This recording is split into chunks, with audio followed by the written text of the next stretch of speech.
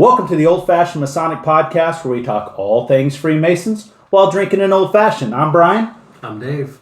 You know when Dave's on, it's history, usually. But this is a little bit of history and a story about how Masons are everywhere. We've heard the adage, right? It's either Masons are everywhere or we are everywhere, depending on the context. We are everywhere.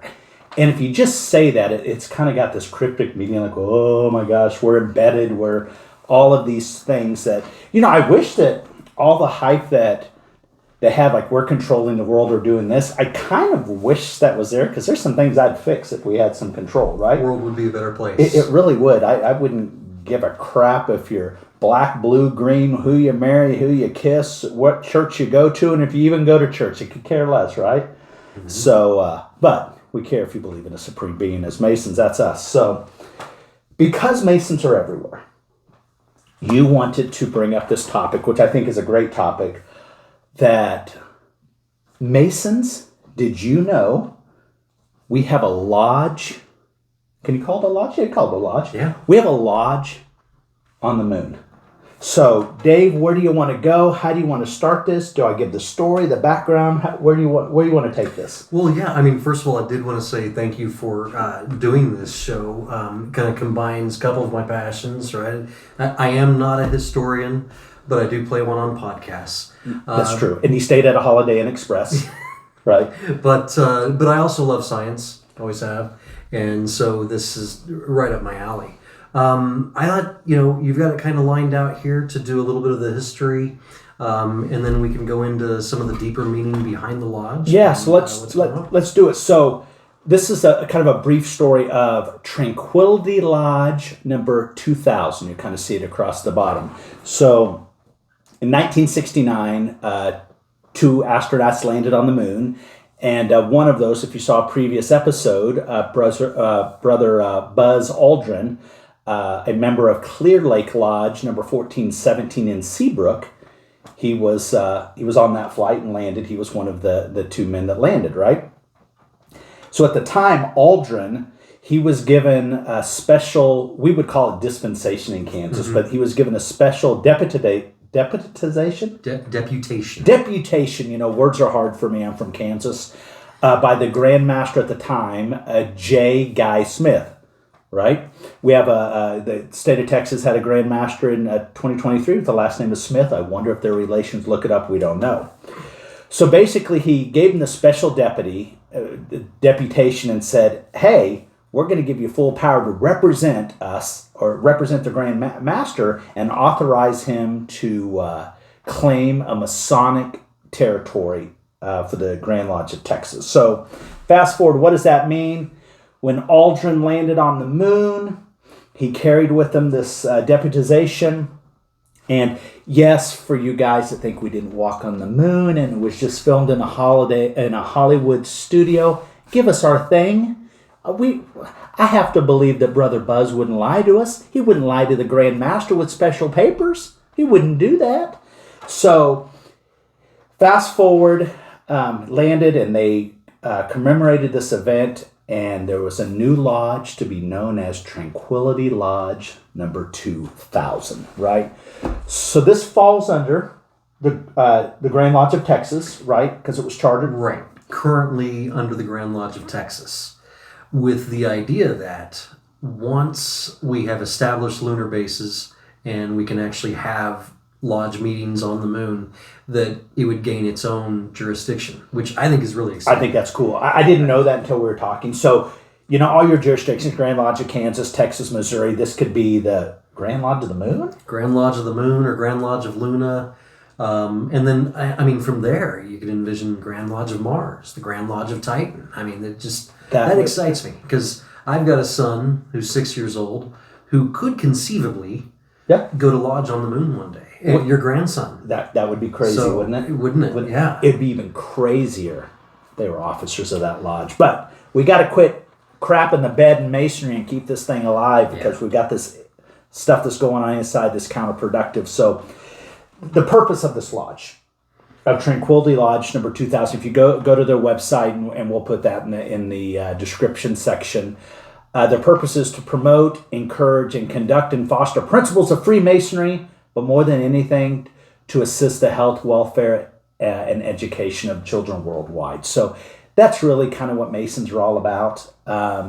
Just trying to be better and help our fellow man. But this is kind of focused on children. So it's almost like they should have had a shrine center at the same time. Said, Brother Buzz, I'm potentate of this. Can we have a shrine center? But you know what? Masons, we were just faster to the draw. So good job, Grand Lodge of Texas. I'm going to stop you. So he actually did bring a small flag. He did? It was a Shriner's flag. He did? Yeah. I didn't know Southern that. jurisdiction. Just like us. So, yeah. Wait, Shriner or Scottish Rite flag? Oh, sorry. Scottish Rite. Scottish Rite. Scottish Yes. Rite. I knew the Scottish Rite, yes. He was also a Shriner. Sorry. Yes. A member in Texas. So I got that confused. That's fine. That's good. It's just what we do. We clean up our messes here, right? So, Tranquility Lodge right now is based in Texas, again, under the Grand Lodge of Texas. So they have quarterly meetings, and they have one annual meeting that they hold in July of each year, actually in Waco. Mm-hmm. So, which is cool. So before the quarterly meetings are all over the place. All over. They're the last one was in Oklahoma. I think he told me, because I actually talked to the secretary of Tranquility Lodge No. 2000. I believe the one before that was South Carolina. Doesn't matter. They're all over the place. They're not just in Texas. And we can talk about what it takes to join and what you have to be. Yeah, we're going to kind of close with the membership. We got a petition in hand. So by the time this airs, hopefully I'll already be a member. So you Same. guys, so that'd be kind of a fun deal. So let's talk about the name. Why Tranquility Lodge? Yeah, so Tranquility Lodge number 2000. Number 2000. So there's two different parts of that name and two different very cool stories. Okay. So we'll start with Tranquility. The Apollo 11 landed in the Sea of Tranquility. So obviously not a body of water on the moon. It was called that because when they were, obviously we had never been to the moon. Right. We took pictures from orbit, and we could see it with the telescopes from Earth. They had to find a nice smooth surface in order for the lander to land successfully. They found the Sea of Tranquility, nice and smooth, and not real reflective, all kinds of things working for it.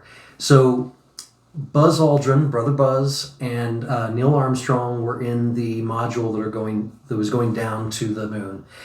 As they were getting closer to the landing site, they looked out. They had these little tiny windows, right, and they don't have view screens like Star Trek or anything like that. Right. And they saw the crater where they were heading, and there were giant boulders there. They could not land in that spot. So Neil Armstrong had a decision to make. A split second decision to make. They either abort, which, knowing the mindset of these astronauts, I don't think that was ever a there's no consideration. quitting those dudes. Right. So the other option was to expend some of the very precious fuel that they have and find another spot to land and hope that they have enough fuel after that to still get off of the moon and make it home. So Neil... he did decide that he was going to, they were going to land.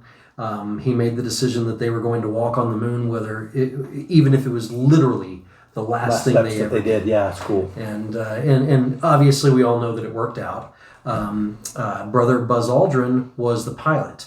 And so when he was given the decision to go ahead and find another place, he expertly maneuvered that module using a minuscule amount of fuel and found another landing spot that worked.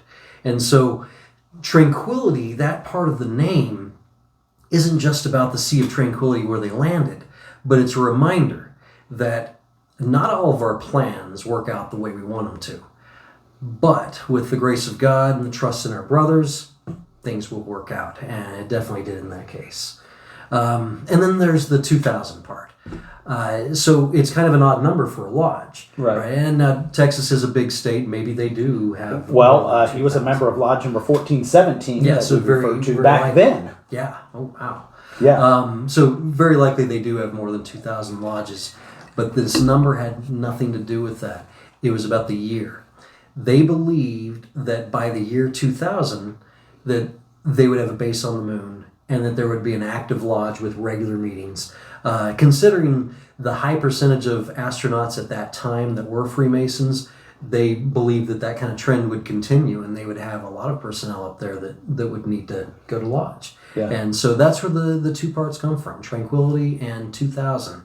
Pretty cool stories behind both of them. Those are cool. I do think if we would have kept kind of with the funding and that trajectory with NASA, we would probably already be there. But, you have to...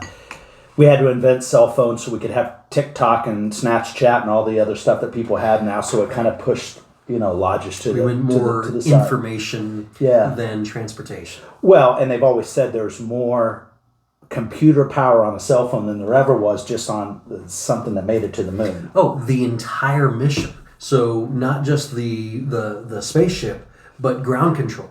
There's more power in your laptop or in my phone than there was in that entire mission. It's more crazy. Computer power. It's just crazy.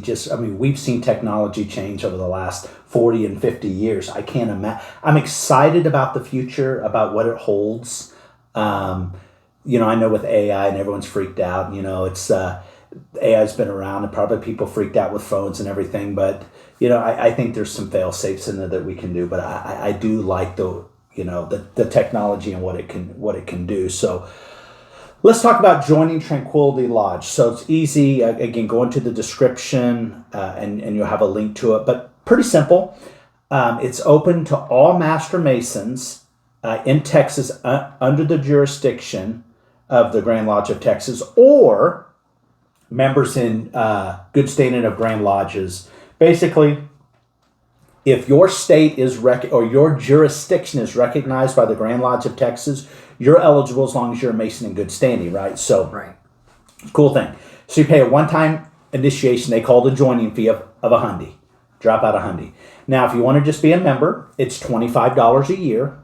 Or if you want to say, screw that, in Texas they call it endowed. I want to be a fully endowed member. Who doesn't want to be endowed? It's a $500 bill, and it's done. Lifetime. It's your lifetime. And correct me, a lot of you Texans out here, correct me where I'm wrong. I think if I understood right, you kind of fall like are you kind of a member of the Grand Lodge of Texas because that's in Texas? How does that work? Do we know for sure? I would love to know the answer to that. Texans, do it in a comment. Tell us, that you're giving some misinformation. I can tell you that, so it's not a regular lodge, and we were discussing a little bit before the show what would we about call how it? we would classify it. But I would say kind of a placeholder because, again, once the lodge has regular meetings on the moon, it will have its own jurisdiction. So in Kansas, we have what they call affinity lodges, which we're going to talk about on some later episodes, what we think about that and some different affinity lodges. So I wonder in Kansas if we would kind of throw that in the affinity lodge section. And an affinity lodge, for those who don't know, are brothers who are members of a lodge, but there's another lodge that's kind of created of members that have the same interest, whether it's law enforcement or military or whatnot. But I don't believe affinity lodges make Masons. I don't think that's and that would be kind of the same here, is because they do not confer degrees. Right. You will get a dues card, but you can't take that dues card to any other lodge in Texas or anywhere else across the country. Because you had to have something else that... Right. They would be an affinity lodge in That's Kansas, kind of what right? I'm thinking. I think that we would agree. So, yeah. But tell us what you think. But before we leave, we get swag that comes to our podcast. Mm-hmm. So we got a couple things we want to show you. Dave's got something. I've got something. So take a look. We don't have any cute little discount codes or anything like that. But Mason Gear Shop. That's either masongearshop.com or on Facebook, Mason Gear Shop, or on Instagram at Mason Gear Shop. So Brother Joe sent us over. This is a black on black. Let me just tell you. This is pimp as hell to me. A black on black Past Master cap. It's open back. The quality is good. The brim is solid. This is bad as hell. Dave's got him a Scottish Rite. Your 32nd degree. Now, that's kind of a navy blue, right? Is that kind of a blue versus the black? It's a blue. But it's got this nice little glued-on piece. I mean, again, if you can hear, the quality is good. I mean, it's a good, solid cap. All of this, again, we love to support brothers. We don't charge fees. We don't take money. We don't do any of that stuff. Anybody that we promoted, we don't do that crap. But we love to promote Masons, especially who have quality stuff. So again, Mason Gear Shop, hit up Brother Joe. Tell him you like the black on black. Stay tuned on some other episodes. He sent us a box of sweet stuff that we'll talk about later. But thanks for watching the Old Fashioned Masonic Podcast. And Dave, thanks for telling us a little bit about the moon. Thanks Cheers. for having me. What did you think of this episode? To continue to promote Freemasonry, hit that like button now. Don't forget to smash that subscribe button and give us a comment. The Old Fashioned Masonic Podcast, where real Masons talk Freemasonry. Don't forget to like, subscribe, and give us a comment.